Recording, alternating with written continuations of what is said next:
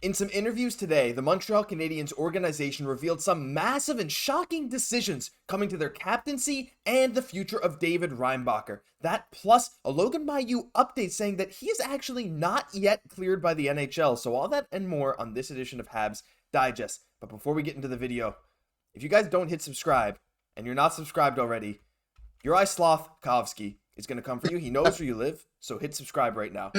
Trust me. All right, Jesse, let's get into this Mailloux thing. I mean, it's a bit of a shocking update, right? We've seen so many reports saying, yeah, he's cleared by the NHL, and yes, he's already had a meeting with the league, but he's not officially cleared yet. In a tweet today from Eric Engels, Jeff Gordon said that Logan Mailloux should be cleared to play if he makes the NHL. He'll still have to be officially cleared by Bettman if he makes it because it's not official yet, but it should be a formality based on a prior meeting with the league. But, I mean, look, again, I'm not worried that he's going to be able to play. We kind of know that that's going to happen, but it's definitely a little strange and a little shocking to hear that he's actually not cleared when a lot of reputable reporters were saying that he was.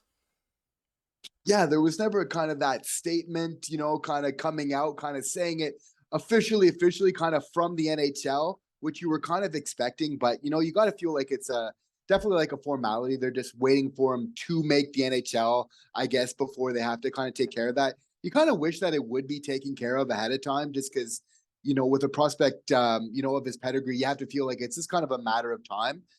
So whether or not he kind of makes the NHL, just kind of saying, if you were to make it, that it is there for you. Of course, that would be nice if it was kind of done ahead of time, but just seems like a matter of time at now. But yeah, hopefully Bettman will pull the trigger on that soon. Yeah, I'm sure he will. And again, like Jeff Gordon said, it's just a formality. But yeah, I guess you can't always trust the sources. Even if I think it was Anthony Martineau or someone from TVA Sports who had originally tweeted it. But that's true. We didn't see an official statement from the Habs. So I guess watch your sources, guys. It's just a lesson in that.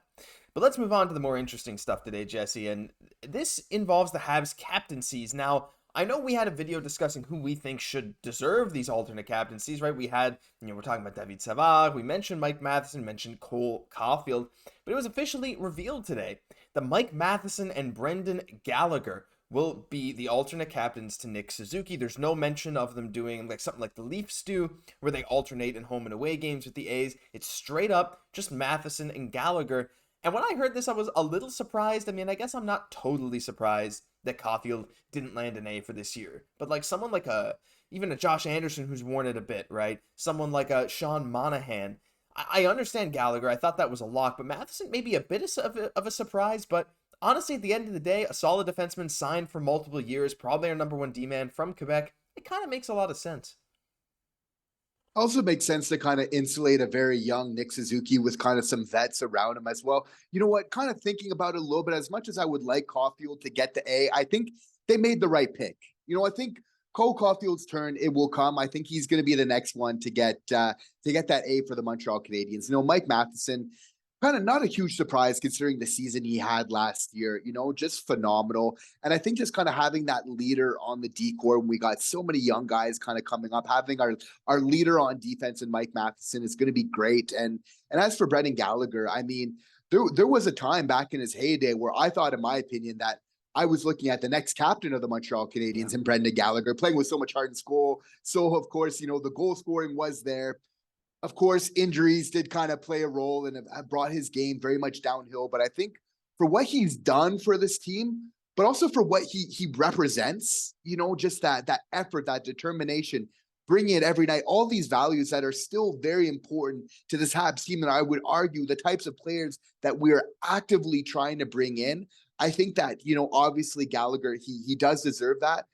But obviously, you got to feel like his time with the Montreal Canadiens, when that does come to a close, I could definitely see Cole Cauffield taking that A. Yeah, I think that's a very reasonable take, right? Because again, Matheson's not signed super long term. No idea how long his future is, at least for the next few years while he's under contract. But there's some other guys too that people were mentioning, like a Josh Anderson who's also signed long term, like even David Savard, right?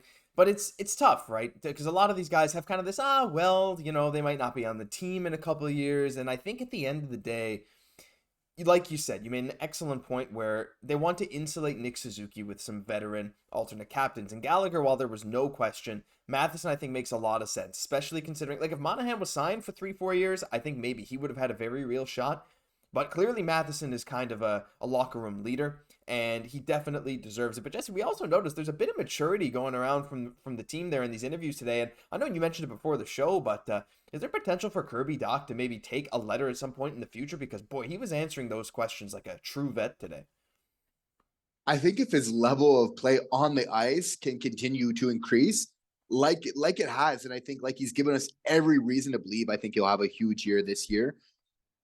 There's a very big likelihood, it might be up to him to Cole Caufield and Kirby Dach. It might be between the two of them who gets an A. Who knows? Maybe both of them do. Maybe we have our captain and our two assistants all on one line at some point, right? We're kind of jumping the gun a little bit, but Yes. you have to feel like these two players figure in to play a huge role in this team. I was really impressed by Kirby Dach, just the way that he was answering those questions, just really showing a lot of poise, a lot of maturity, not getting baited in any type of way, just always kind of being positive, being neutral when he has to as well. Just not getting too emotional in his answers while still kind of being very honest. And, when he says how much he loves being in the city and everything else, you could tell 100% he means it. Yeah. This is a player that wants to stick around the Montreal Canadiens for a long time, right? So it's just so nice hearing that from him. Yeah, and he's one guy. And there's also Cayden Guhle. There's so many like mature guys around the team right now. And as Arber Xhekaj said today, like the camaraderie is amazing. The guys all seem mature. It's a super close-knit team. And yeah, it's going to be so exciting in the next few years.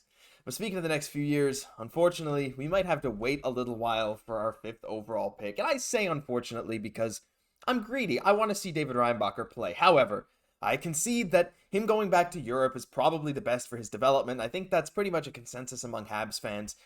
But it was all but confirmed today. Now, Jeff Gorton didn't want to say anything in definite terms because, of course, you never know. Like, again, if Reinbacher is just like a superstar at camp, maybe you have no choice but to keep him. But he said it's likely that David Reinbacher will be heading back to Europe this season. He wants to see how he performs at camp. And look, this isn't exactly breaking. We kind of knew this from the start, but to finally hear the Habs say it, because there was a lot of hope going around the fan base that maybe Reinbacher could do something. I think it's for the best, and I think a lot of Habs fans are maybe relieved to hear that we're maybe not going to rush another prospect. Yeah, I'm honestly really excited to hear that. And, whether was in the Swiss League or the AHL, which you got to feel would be the best options for David Reinbacher, I think either way, he's going to be playing against very high-skilled and fast competition. As we reported on the other day, the Swiss League and the AHL, in a lot of ways, the speed of the game is similar. Now, you can't make the argument that it would be great to have David Reinbacher in North America playing in the AHL just to get a little bit more used to the surface of the ice. However, I would make the argument for D-men, what the biggest part of that job often is dealing with pressure and being able, that in the Swiss League, you're going to be dealing with some really fast players, forecheckers. He's still going to have to react under those pressure kind of situations, whether he's in the AHL or whether he's in the Swiss League.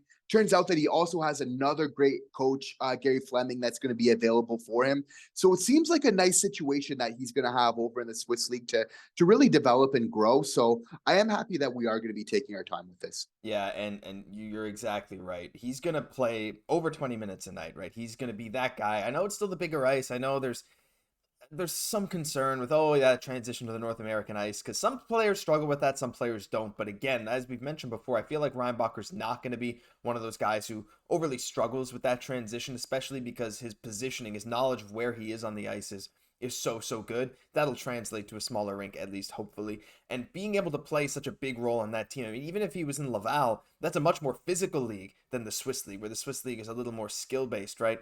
If you're in the AHL and you're getting headhunted on a very, very young team with, other teams' goons, 30-year-old goons coming after you, there can be some downsides for your development in that case. But, I mean, to me, Jesse, and I think you agree, it's just like, if you're going to play him 20 minutes a night, he's going to be on your power play. He's probably going to be on your penalty kill, and he's going to be shutting down some of the more skilled players in the world. I feel like there's no better way to ease him into playing with the Habs in just a year or two's time.